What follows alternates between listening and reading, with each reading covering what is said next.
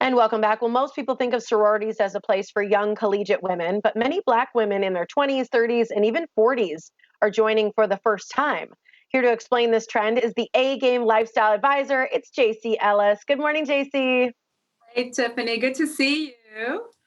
Good to see you too. I think this is such a great topic to talk about because a lot of people don't know about it or they've kind of seen some things and they're curious. So let's start with our Vice President, Kamala Harris. She's an AKA, right? What does that stand for?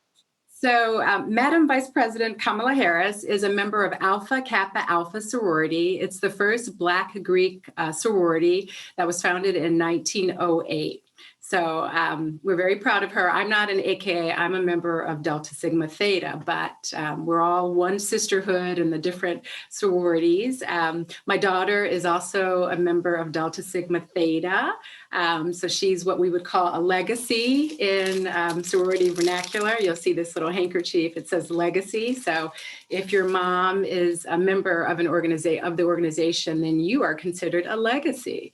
I saw one picture with in purple. My alma mater is Northwestern, and the chapter there is Theta Alpha. So we were headed to a football game adorned in our Go Cats purple gear, and we did the Delta symbol as at a morning tailgate.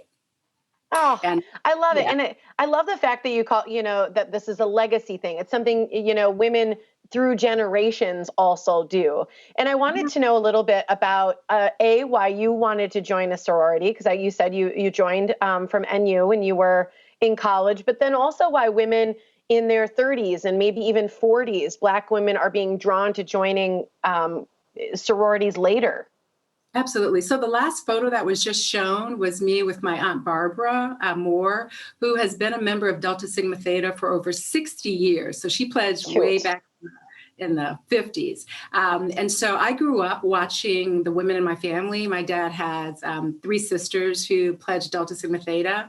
So I was it was instilled in me that if I joined a sorority in college, it would be Delta, and that's what I did. Now, many women aren't able to join in college, and so they join what's called an alumna chapter, of which there are several throughout the United States. And they do that because the emphasis of Delta Sigma Theta is service. And so there is an opportunity for them to serve with sisters and like-minded women. Sadly, in this country, historically, African Americans were excluded from doing certain things. So for instance, joining organizations that were primarily non-women of color, we weren't allowed to do that. So we had to form our own organizations to serve.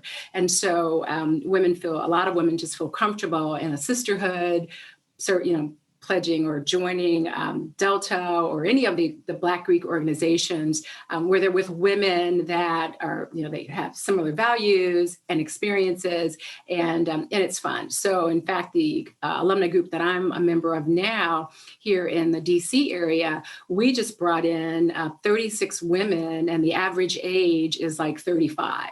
So It's something Wow. you can do at any point, right? Well, I think that's so cool because I am somebody who I think a sisterhood is one of the most important things as women we can have in life. And especially women that are like-minded and keep us kind of going on the trajectory we're looking forward toward going. Tell us a little bit, because we're running out of time, and I want to get to what Founders Day is, because I see this a lot on social media that women post about.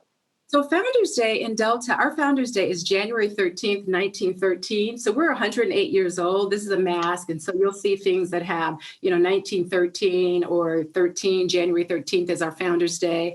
Again, AKAs were founded in 1908. So we celebrate that every year. Like when we celebrated our centennial, these are just some of the Greek letters. It's a big deal. We have a rededication ceremony, and we celebrate the 22 women who founded our organization. We recommit ourselves to the tenets of our organization. It's usually very formal. Obviously, in a COVID environment, many chapters had Founders Day celebrations, but they were virtual. So it's a way for us to remind ourselves, especially for those of us who joined or initiated in undergrad, why we did it, and you recommit every year to the tenets of the organization so that you can continue to serve.